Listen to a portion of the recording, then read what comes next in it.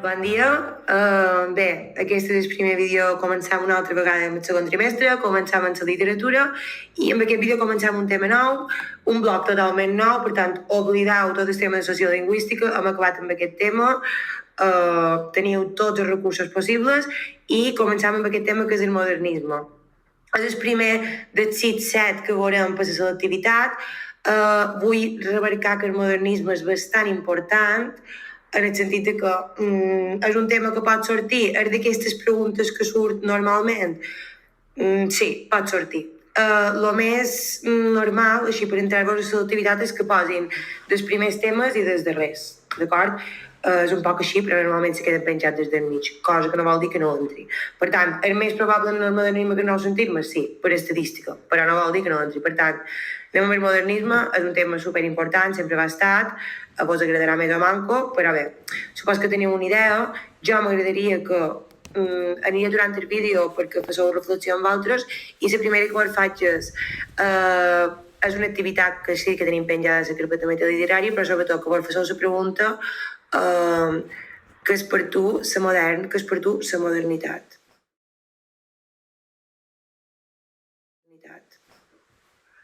Segurament la vostra resposta pot ser coincideixi en algunes coses del modernisme. A mi m'agradaria que verifiquéssiu amb el tema de les 3 cançons. Sé que és una activitat voluntària, però que pot resultar molt interessant i que ara hi faré un incís. En tot cas, el modernisme aquí bordeix una definició bastant clara. És un tema que ja heu vist en castellà. És vera que a Catalunya té una incidència una mica diferent, no és exactament com passa a la literatura espanyola, però sí que segueix sent un moviment simbiòtic, un moviment que ho ajunta tot en el final. És cultural, literari i artístic, però també és polític. I neix en els anys 90, evidentment del segle XIX, i sobretot el que ho tenim molt clar quan definim el modernisme, aquesta part que moltes vegades vos equivoqueu en redactar la pregunta de literatura és si jo defineixo un moviment literari l'he de contextualitzar, igual que feis uns assajos argumentatius, igual que feu les preguntes de sociolingüística.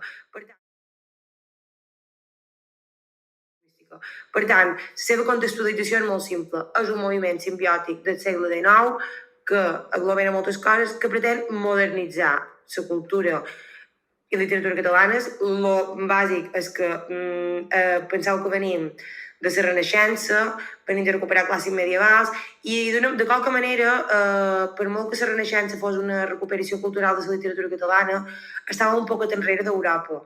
Seguíem amb uns cànons una mica antiquats, de 3 segles molt durs.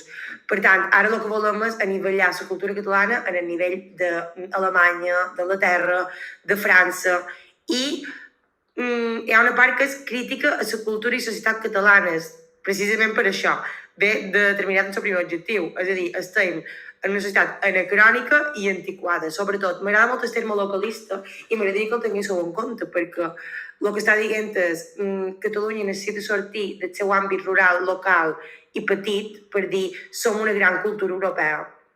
Per tant, el que volem és superar els cànons vuicentistes i posar-nos, sobretot en el nivell, en aquell moment artístic. Diria que el que més influeix és l'art. I tindríeu així la contextualització, veig que és molt fàcil, no haureu d'enrotllar gaire, i lo important, després, és just dir, tal cosa té 2 grans etapes. Aquí sí que haureu de tirar a vegades de dates. En tot cas, tot i que jo no soc molt pro dates i tampoc no passa res si vos equivoqueu. Abans de...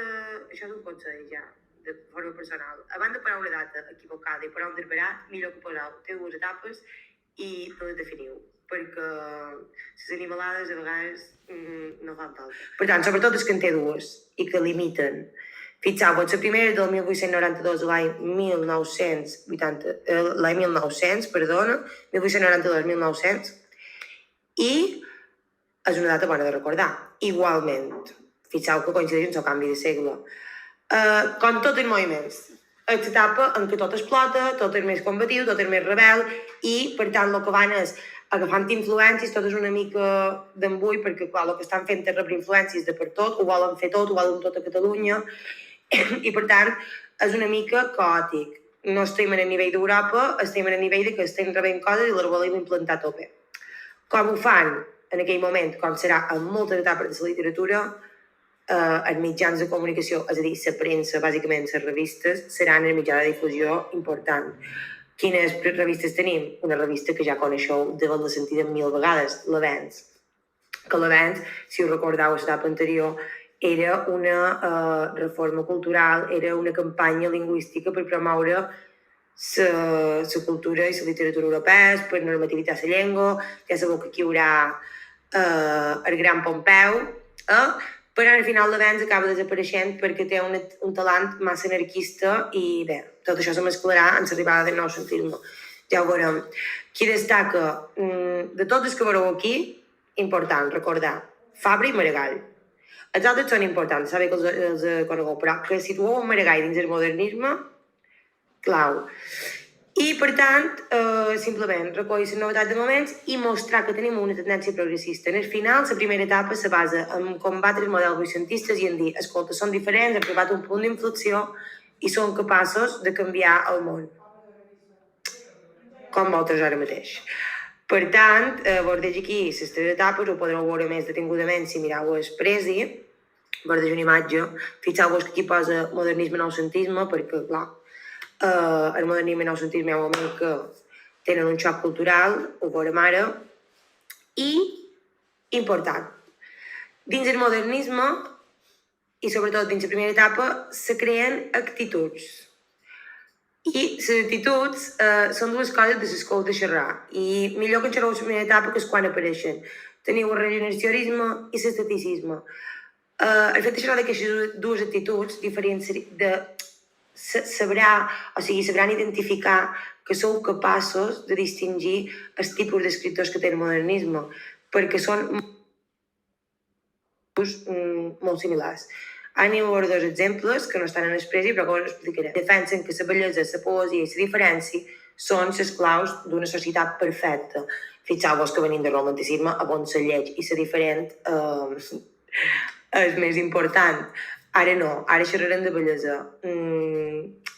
Com sempre, el moviment se van contraposant.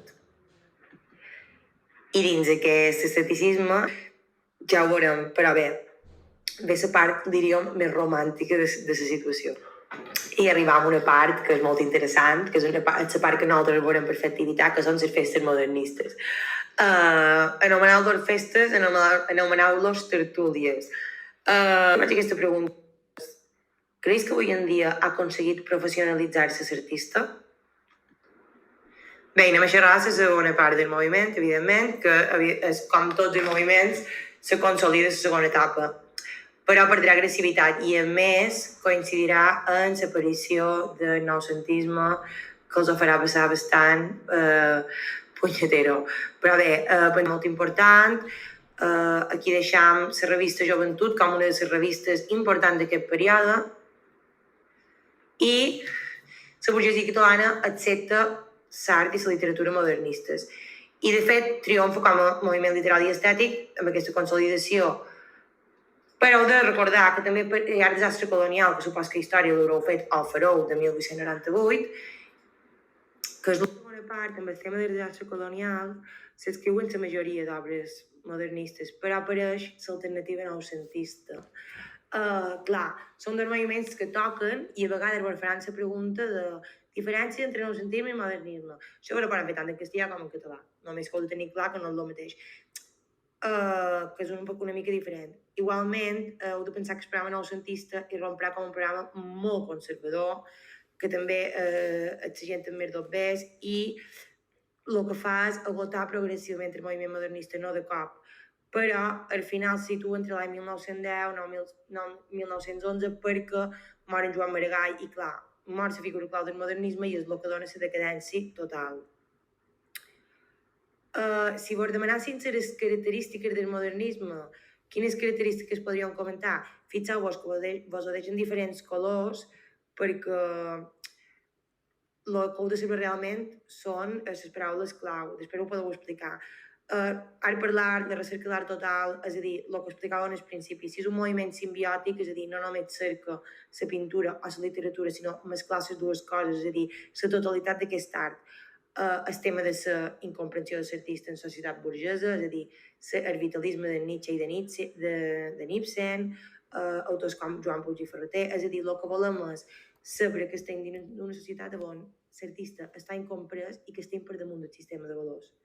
La sinceritat, és a dir, el que volem és transmetre el que ens passa, però evidentment aquest verisme està fet d'una manera subjectiva. Ja veureu que en Joan Maragall diu que transmet el que veu a través de la natura, però en el final ho transmets a través de jo, què penso jo, com ho faig jo.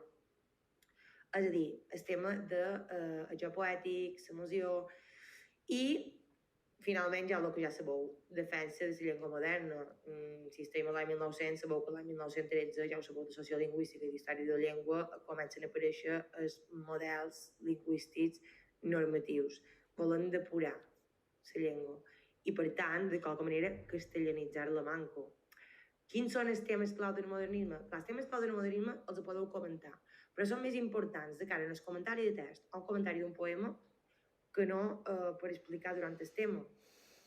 Però sempre apareixen el mateix, o sigui, a la mort de Déu, la mort de Déu s'ha relacionat amb el nihilisme de Nietzsche, si el feis filosofia ho veureu, i si no, és el que m'he explicat abans, és a dir, la societat occidental ha perdut els valors i, per tant, el que hem de fer és, no hi ha veritat ni mentida, hem de superposar-nos en el passat. La doctrina del superhomo té a veure amb la mort de Déu, per tant, de qualque manera hem de crear una nova figura que se superposi a tots els valors i que en creï de nous. La voluntat del poder, els quatre temes que apareixen aquí són quatre temes relacionats amb Nietzsche. Noves formes de vida, actuar amb vitalisme, intentar anar més enllà del que ja coneixem. I finalment, l'etern retorn, que és el gran tema estrella, has d'actuar de tal manera que puguis desitjar que tota la teva vida se pugui tornar a repetir. Per tant, la importància del present és vital.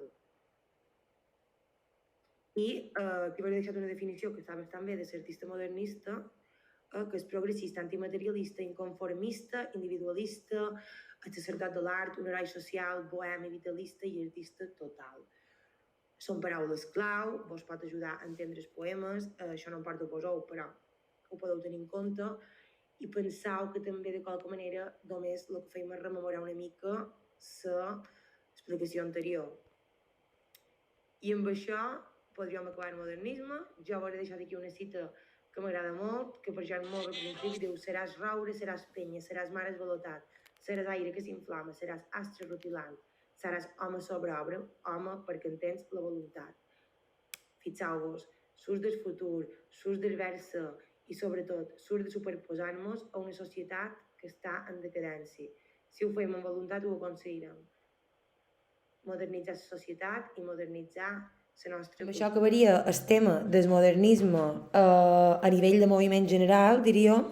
Esperem que quedaria la poesia modernista i la narrativa, però vaja, com a moviment serien les bases, seria tot el que són els temes i vos serviria bastant com a pregunta important.